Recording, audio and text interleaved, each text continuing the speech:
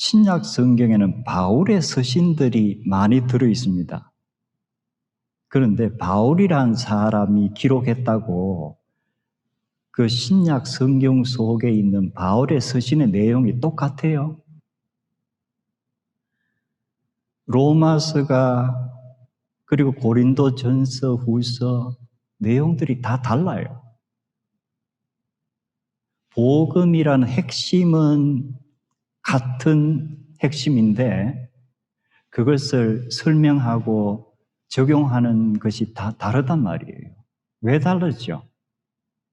그것은 바울이 기록한 연대가 다르고 로마 교회, 고린도 교회, 빌립보 교회, 교회마다 그 공동체의 특성이 있고 그 지역에서 그들이 당면하는 문제들이 다 다르기 때문에 결국 서신의 내용이 복음의 핵심은 같지만 나머지는 다 다른 거예요. 그런데 사복음서도 그런 면이 있는가? 어떤 것 같아요?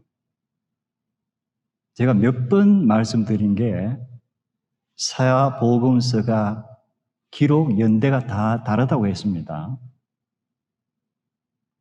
그리고 분명히 성경학자들은 여러 가지 증거를 가지고 마가, 마태, 루가, 요한이 이 말씀을 기록할 때 그들이 염두에 둔 어떤 특정 공동체가 있을 것이다. 그래서 그들의 기록이 누구에게나 해당되는 그런 복음의 핵심도 있지만 지금 내가 생각하고 있는 어떤 특별한 공동체의 어떤 문제에 대해서 예수님의 생애 가운데서 더 강조해야 될 부분이 있지 않을까. 그래서 우리가 복음서를 읽어보면은 내용들이 조금씩 다른 거예요. 복음의 핵심은 같지만. 그래서 마가와 마태는 기록하지 않은 부활절 그 저녁의 사건을 누가는 기록을 합니다. 그럼 왜 마가와 마태는 하지 않았는데 누가는 이 부분을 기록했을까? 지금 제가 그 부분을 읽어볼게요. 이 말을 할 때에 예수께서 친히 그들 가운데 서서 이르시되 너희에게 평강이 있을지어다 하시니 그들이 놀라고 무서워하여 그 보는 것을 영어로 생각하는지라. 예수께서 이르시되 어찌하여 두려워하며 어찌하여 마음에 의심이 일어나느냐. 내 손과 발을 보고 나인 줄 알라. 나를 만져보라. 영은 살과 뼈가 없으되 너희 보는 바와 같이 나는 있느니라. 이 말씀을 하시고 손과 발을 보이시니 그들이 너무 기쁨으로 또는 어떤 번역본에는 기뻐하면서도 아직도 믿지 못하고 놀랍게 여길 때 예수께서 이르시되 여기 무슨 먹을 것이 있느냐 하시니 이에 구운 생선 한 토막을 드리니 받으사 그 앞에서 잡수시더라. 자, 이 장면이 부활이나 복음과 연관해서 대단히 중요성이 있습니까? 마가와 마태는 기록을 전혀 하지 않았습니다. 근데 누가는 분명히 이게 중요하다고 성령님을 통해서 판단했기 때문에 기록한 거 아닐 거예요. 왜 그럴까? 여기에서 중요한 것이 20세기, 21세기에 우리가 귀신의 존재에 대해서 얼마나 깊이 있게 생각하고 우리의 일반적인 대화에서 이 귀신의 존재가 얼마나 많은 비중을 차지하고 있죠. 예전에 TV에 전설 따라 삼천리 뭐 이런 어떤 프로그램은 주로 귀신 이야기죠. 근데 그 배경은 그저 이시조선 시대 같으면 수백 년 전이에요. 그때만 해도 사람들은 모이면은 그런 이야기를 많이 했던 것 같아요. 그렇다면은 이보다도 훨씬 더 이전인 2000여 년 전 이 예수님이 사시다가 죽으시고 부활하시고 이러한 일들이 일어나던 이 시대에 귀신이란 존재에 대해서 사람들의 관심이 어떠했을까? 지금과는 너무 다를 거예요. 지금 우리 일상에서는 귀신에 대한 이야기 한마디 하나고도 하루 잘 지내고 일요일 잘 지내요. 그러나 아마 이 시대의 사람들은 그 일상에서 귀신 얘기를 했을 것 같아요. 누가 귀신 만났대. 그저께 옆집에 누가 귀신 만났대. 이런 식으로. 그래서 흥미로운 것이 이 당시의 기록들을 보면은 살아있는 사람과 유령을 식별하는 법 하는 이런 테스트가 있어요. 흥미롭죠? 그만큼 사람들이 이게 귀신인가, 진짜 사람인가, 혼돈할 만한 그런 상황이 많았다는 거예요. 그런데 그 테스트 중에서 중요한 몇 가지가 나도 귀신을 본 적이 없어요. 그래서 정말 귀신이 나타나면 어떤지 모르겠는데 정말 귀신의 형체가 아주 또렷할까? 아니면 귀신이니까 무언가가 좀 이렇게 흐릿할까? 그래서 귀신을 식별하는 법 중에 첫 번째로 하는 것이 나타난 어떤 물체의 끝부분들, 그것이 명확하게 보이는가? 그럼 우리가 보통 이제 귀신 하면은 사람 모양의 귀신을 흔히 얘기하죠. 그러면 그들의 끝부분이 어디예요? 손과 발이에요. 우리가 지금 렌트겐이 엑스레이를 발명하고 나서 엑스레이를 찍으면은 이 손가락, 발가락 뼈가 그대로 드러나죠. 근데 그 시대에는 그렇게 찍을 기술도 없었을 것이고, 그런데 누가는 직업이 의사였단 말이에요. 다른 복음 기자들보다 마태는 이 돈만 세야렸지 이런 의료 행위를 한 적이 없을 것 같고, 마가도 확실히 모르겠고, 그런데 왜 누가만 이것을 기록을 했을까?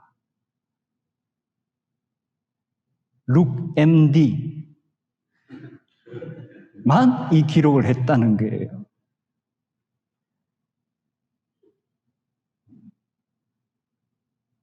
자, 지금 이제 뭔가 감이 오세요. 예수님께서 나타나시니까 제자들이 영 귀신인 줄 알았다. 그러자 예수님께서 뭐를 보이세요? 내 손과 발을 봐라.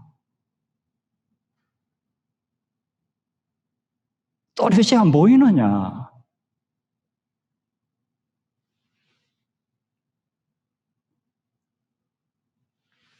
그런 역사적 자료를 이제 알고 이 말씀을 보니까 이게 우연히 기록된 게 아니죠. 나 귀신 아니다. 나 손과 발 분명히 너에게 보이잖아. 그리고 또 하나의 테스트는 그 나타난 존재가 사람이면은 반드시 그 발이 땅에 붙어 있다는 거예요. 귀신이면 그것이 떠 있을 수도 있다는 거예요. 자, 만약 이 테스트를 알고 다시 누가가 기록한 것 보면 어때요? 예수께서 그들 가운데 서서, 이것은 요한도 마찬가지예요. 예수께서 오사 그들 가운데 서서. 그럼 이 테스트에 적합한 거예요. 공중에 붕 부양한 게 아니고 땅바닥에 발을 붙이고 서 있는 거예요. 이전에 예수님께서 바다 위를 걸으셨던 적이 있습니다. 복음서에 나오죠. 그때 제자들이 뭐라 그랬죠? 유령인 줄 알고 너무너무 두려워했다. 그래서 그 당시 사람들은 유령은 바다 위를 걸을 수 있다. 그러나 인간은 물 위에 그렇게 걸을 수는 없다. 땅에는 설 수가 있다. 그리고 또 어떤 테스트가 있는지 아세요? 이빨이 있는가 봐라. 테스트 중에 하나가 그 나타난 존재가 분명히 치아를 가지고 있고 무슨 음식을 먹을 수 있는가? 그러면 사람이고 그렇지 않으면은 유령이다. 여기서 예수님께서 누가가 기록은 안 했지만 제자들에게 이빨을 일부러 보여서 저렇게 이빨을 일부러 이렇게 이빨 봐라. 그리고 너희 뭐 먹을 거 있느냐? 그러자 생선 토막을 드리니 앞에서 잡수시더라. 셋 다가 뭐예요? 나 유령 아니야. 나 유령 아니야. 나 유령 아니야. 왜 누가가 의사의 트레이닝을 그 당시에 받았던 누가가 마가와 마태는 언급하지 않은 이 부분을 특별히 언급했을까?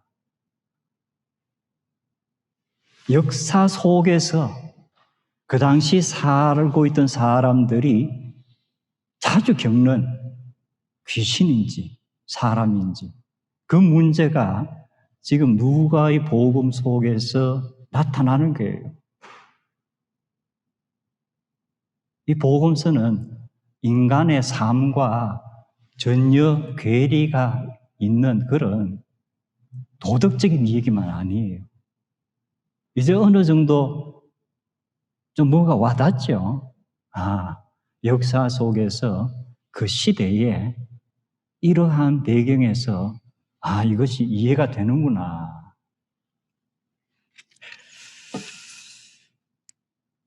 그런데 더 중요한 것은 왜 복음서는 예수님의 성육신 그리고 더 강조하는 것이 고난과 죽음을 강조했을까? 왜 이렇게 예수님의 성육신 그리고 고난과 죽음을 이렇게 많은 지변을 할애해서 했을까? 분명히 이유가 있을 거예요. 첫 번째는 하나님의 구원의 계획에 그것은 필수적인 요소이기 때문이에요.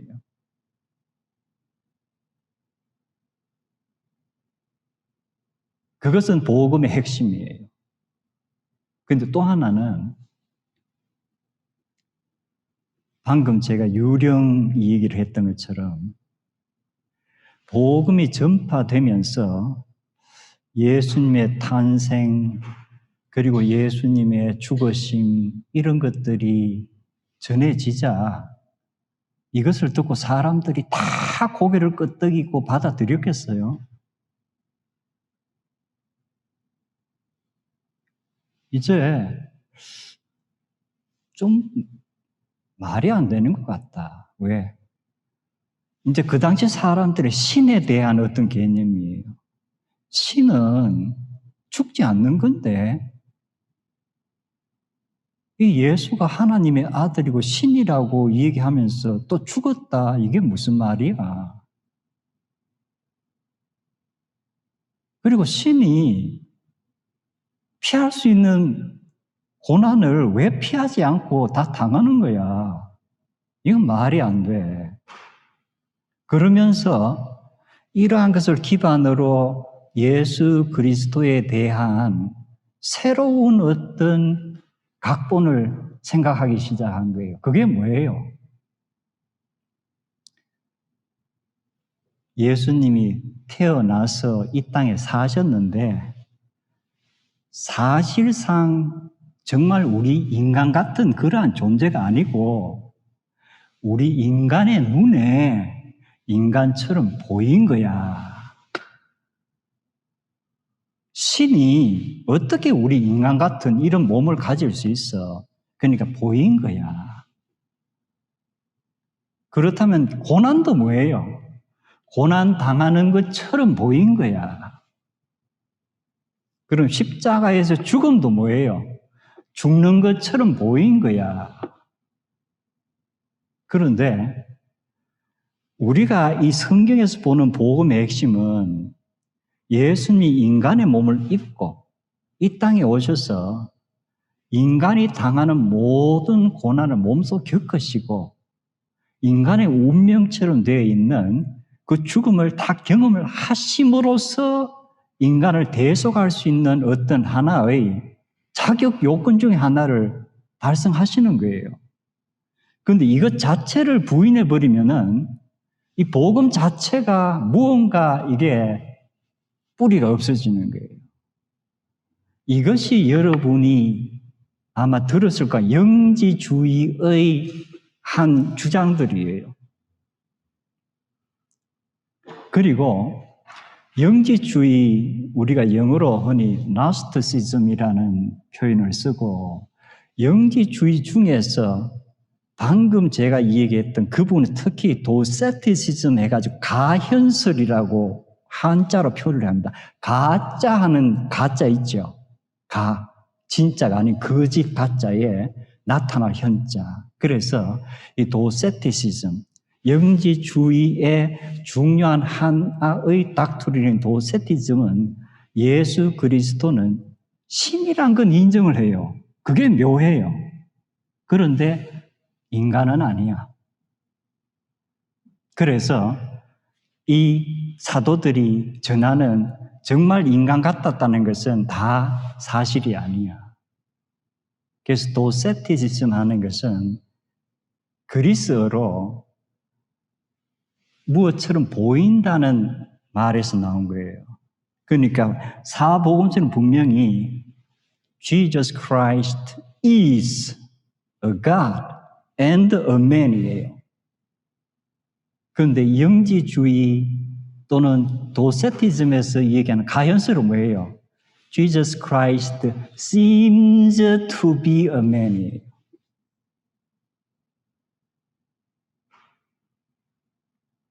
그래서 쉽게 말하자면 그냥 스피리트다. 영이다. 육은 없는 영이다. 누가가 이 복음을 기록할 이때 이미 교회 내에 이러한 어떤 사도들이 전하는 예수 그리스도에 대해서 무언가 이 딴지를 건다 그럴까? 이 부인하는 이러한 벌써 어떤 움직임들이 있었던가? 그것은 우리가 알 수가 없어요. 그러나 누가의 이 기록을 보면은 이 시대에 이미 누가가 대상으로 이 복음서를 기록하는 이 공동체 내에 이러한 문제가 이게 대두가 됐던가 보다. 그래서 누가로서는 예수님의 탄생과 예수님의 죽음과 특히 부활에 대해서 육을 입으셨다는 것을 분명히 강조를 해야 되는구나. 요한복음으로 가면은 이제 확실한 부분이 나옵니다. 그게 뭐냐 하면은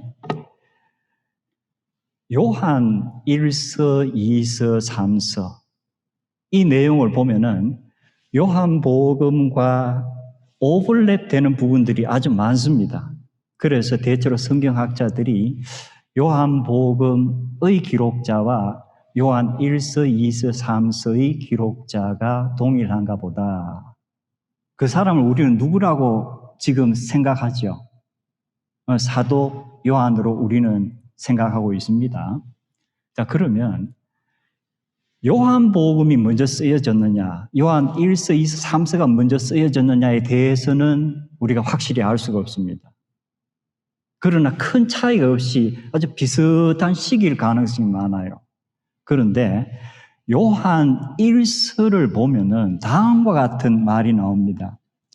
태초부터 생명의 말씀에 관하여는 우리가 들은 바요, 우리가 눈으로 본 바요, 자세히 보고 우리가 손으로 만진 바라.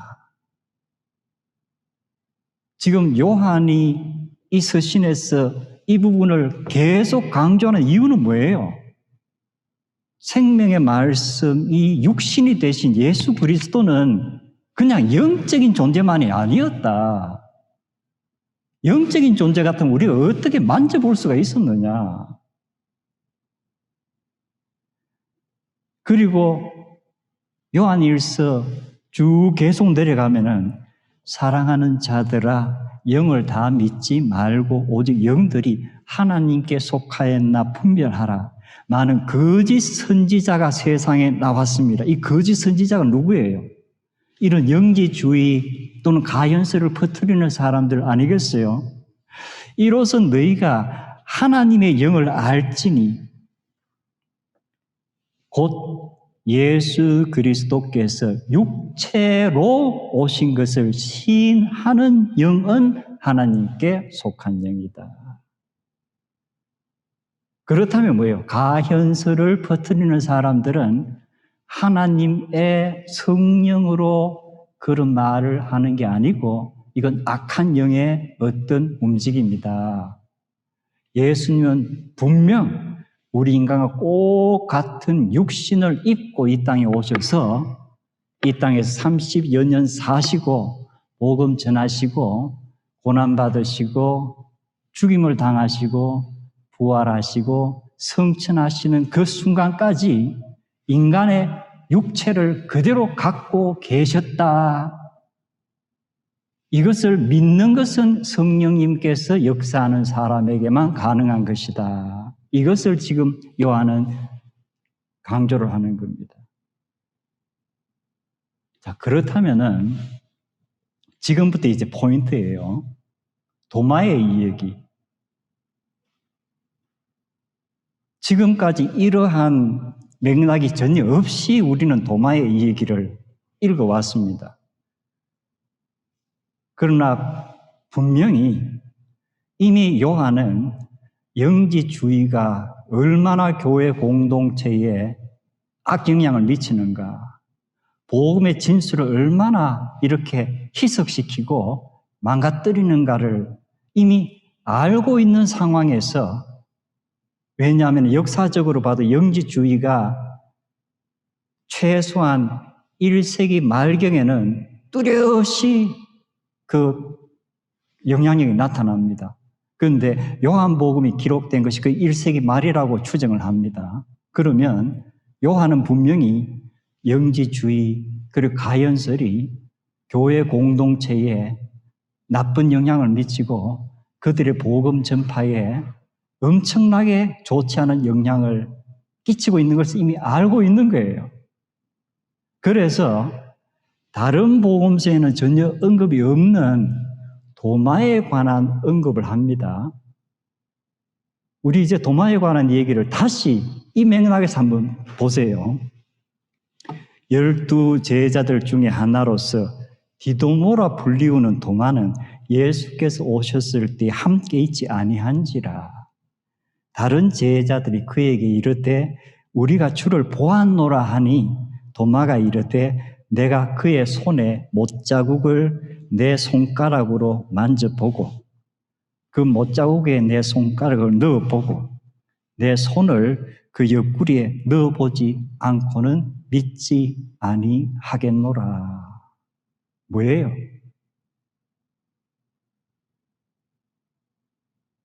부활하신 예수님이 그냥 유령과 같은 그런 존재인지 정말 육신을 우리가 가지고 계신, 우리가 3년 동안 보았던 그 육신에 상처가 있는지 내가 확인을 해봐야 되겠다.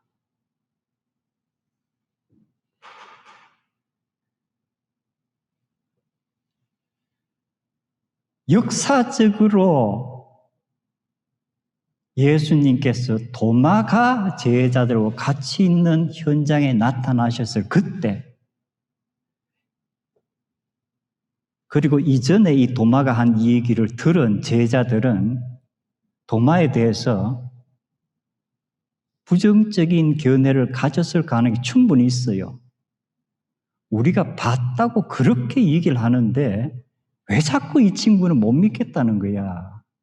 섭섭할 수도 있고 화가 날 수도 있고, 아마 요한도 그 중에 한 사람이었을 가능성이 분명히 있습니다. 그런데 약 50년, 60년이 지난 후에 영지주의라는 또는 가연설이라는 이러한 것이 이제 교회 안팎을 공략하기 시작하면서 이 혼란 속에서 요한이 다시금 50년, 60년 전에 이 사건을 되돌아보았을 때 요한은 뭐예요? 도마야말로 영지주의를 막을 수 있는 유일한 인물이구나. 도마의 손가락 끝은 영지주의를 누를 수 있는 유일한 손가락이구나. 우리는 그냥 보기만 봤지, 우리는 못 만져봤잖아. 그 도마는 우리보다 한 발자국 더 나갔어. 보는 것만으로도 나는 안 될 것 같아. 나는 정말 그 자국에 손을 넣어 봐야 될 것 같아. 그러한 확정이 있으면은 영지주의는 그 앞에서 무너지는 거예요. 내가 손가락 넣어 봤어 하는 사람 앞에서 영지주의자들은 할 말이 없는 거예요. 가연설이란 것은 의미가 없는 거예요.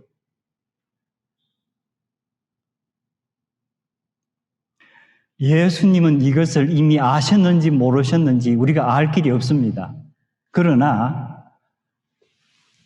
다시금 제자들 앞에 나타나신 예수님께서는 도마에게 뭐라 그러세요?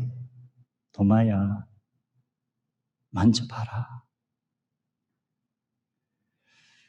요한의 기록을 보면은 역사적인 그 순간 그 자리에서 도마가 정말 창자국에 손가락을 넣었는지 안 넣었는지 기록이 없습니다. 넣은 것 같아요? 안 넣은 것 같아요?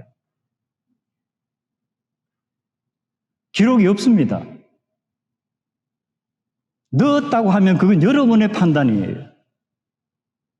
안 넣었다고 해도 여러분의 판단이에요. 그래서 이 현장을 그린 성화들을 여러분이 한번 쭉 보면은 그냥 보기만 하는 성화들이 많습니다. 그런데 특히 중세 시대 이탈리아의 화가 카라바기오라는 사람이 20세기, 21세기에 특히 각광을 받는 사람이에요. 이 사람의 그림은 대단히 사실적이에요. 그런데 이 카라바기오가 요한복음 20장 도마가 등장하는 그날 밤에 그 현장을 자기 나름대로 이렇게 깊은 명상 속에서 그린 그 그림을 보면은 네 사람이 그려져 있습니다. 한 사람은 예수님이세요. 예수님께서 오른손으로 예수님의 겉옷을 이렇게 당기십니다. 그럼 여기에 이제 그 육체의 그 상체가 보이겠죠. 그리고 예수님께서 그의 왼손으로 바로 앞에 있는 도마의 오른손을 이렇게 당기십니다.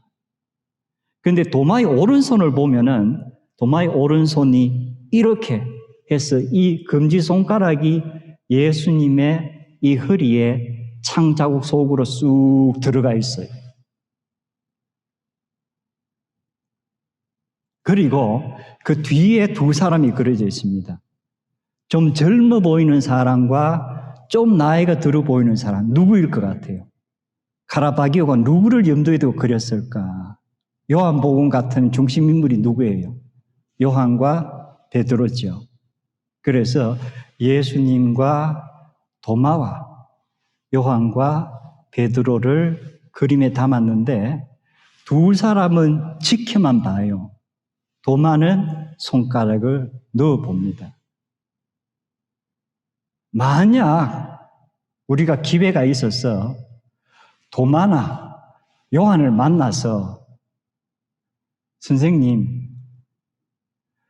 선생님들이 이 땅을 떠나고 나서 2000년 동안 많은 화가들이 선생님이 남기신 그 글을 보고 그림을 그렸습니다.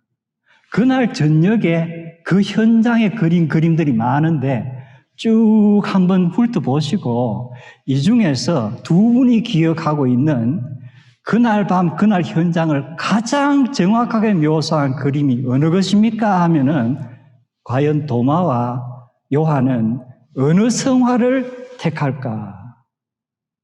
저는 개인적으로 카라바키오의 작품이 대단히 강력한 후보이다 생각을 해요.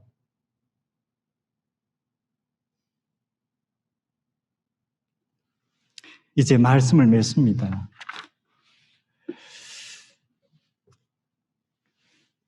어느 시대에 어떤 인물을 그 시대 사람들이 어떻게 평가했느냐, 이것이 오래 갑니다. 이 재평가를 받는다는 것은 한국에서도 재심 판정 받기가 그렇게 힘들잖아요. 바르건 바르지 않건 한번 그냥 삼심까지 가서 유죄, 무죄 해버리면 끝나는 건데 그걸 재심을 받는다. 사람에 대한 평가도 그런 경우가 많습니다. 올바르든 올바르지 않든 한번 평가가 딱 내리면, 그래서 낙인이 찍혔다 그러죠. 도마는 어떤 면에서는 초대교회에서 어느 정도 이 낙인이 찍힌 사람이에요. 많은 이렇게 주석들이 보면은 도마는 의심하는 사람의 대명사가 됐어요. 잘 믿으려 하지 않는 사람. 그래서 도마같이 되지 말라고 이 얘기를 자꾸 합니다. 그런데 우리가 영지주의의 그 엄청난 폐해, 그 영향력을 역사를 통해서 알고 있다면 과연 도마가 우리가 절대 도마같이 되면 안 돼 할 인물인가? 아니면 도마같이 돼야지. 너무나도 거짓 선지자가 많고 바르지 않는 영들이 많은데 하나님에 속한 영을 분명히 구별하기 위해서는 확증이 필요해. 그래서 의심 많은 도마로 2000년 기독교 역사에서 알려졌던 이 인물이 최근에 재평가를 받는 거예요. 도마가 의심한 건 아닌 것 같다. 제 나름대로는 부활하신 그날 아침에 예수님께서 이렇게 나타나시는 그 장면을 마치 해변가에 파도가 이렇게 한 번씩 철썩철썩 몰려오는 것처럼 저는 한번 생각을 해봐요. 그러면 이런 새벽에 예수님의 부활의 그 파도가 누구에게 먼저 몰려옵니까? 막달라 마리아에게 와서 마리아의 발을 씻고 그 영혼까지 잠기는 거예요. 부활하셨구나. 엠마오로 가는 그 길에 예수님의 부활의 물결이 확 밀려옵니다. 그 두 제자의 발이 부활의 물결에 씻기고 그리고 그들의 영혼에 부활이 각인이 돼요. 그리고 그날 밤 도마가 없던 그 자리에 다른 제자들에게 예수님의 부활의 파도가 몰려오고 그 제자들의 발을 씻고 그들의 영혼에 예수님은 살아나셨다. 부각이 되는 거예요. 그렇다면은 도마가 이 얘기를 듣고 정말 도마의 심정이 어떠했을까? 막달라 마리아에게도 엠마오의 두 제자에게도 그리고 이 제자들에게도 다 예수님의 부활의 파도가 밀려와서 이들이 흠뻑 예수님의 부활의 파도를 맛보았는데 주님, 저도 한번 맛보게 해주시옵소서. 예수님의 부활의 파도가 저에게도 한번 몰려와 주시옵소서. 그리고 이 도마의 제가 지난번에도 왜 그 자리에 없었을까? 저는 아주 긍정적으로 한번 해석을 해보았습니다.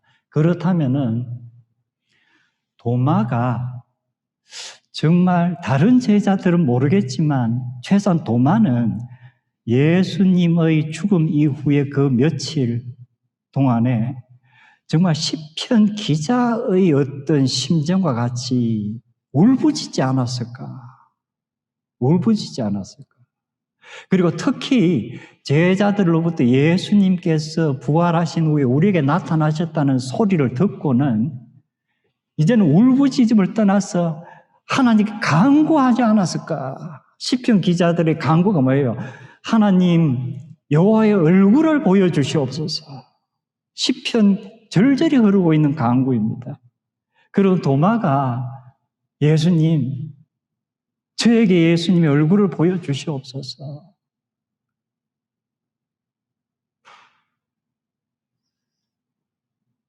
우리 성도님들이 다는 아니지만 우리가 주중에 제가 올리는 성경 구절을 가지고 묵상을 합니다. 묵상이 과연 무엇인가? 메디테이션이 무엇인가? 제 나름대로 정의하는 특히나 요한복음서를 읽으면서 특히 도마의 사건을 보면서 제가 정의 내리는 묵상 메디테이션은 It's a matter of the communion with God through the Word of God. 하나님께서 주신 구약과 신약의 말씀을 가지고 하나님과 소통을 시도하는 거예요. 하나님과 공감대를 찾아보려고 애쓰는 것이 묵상이에요. 그리고 또 묵상은 어떤 면에서는 히브리어 그대로를 풀이해 보면은 묵상은 내가 누구에게, 내 영혼에게 얘기하는 거예요. Meditation is a matter of talking to myself, my soul, 내 영혼에게 누구에 관해서 about God, 하나님에 관해서 내 영혼에게 이 말씀을 통해서 자꾸만 이야기를 나누는 거예요. 대표적인 게 뭐예요?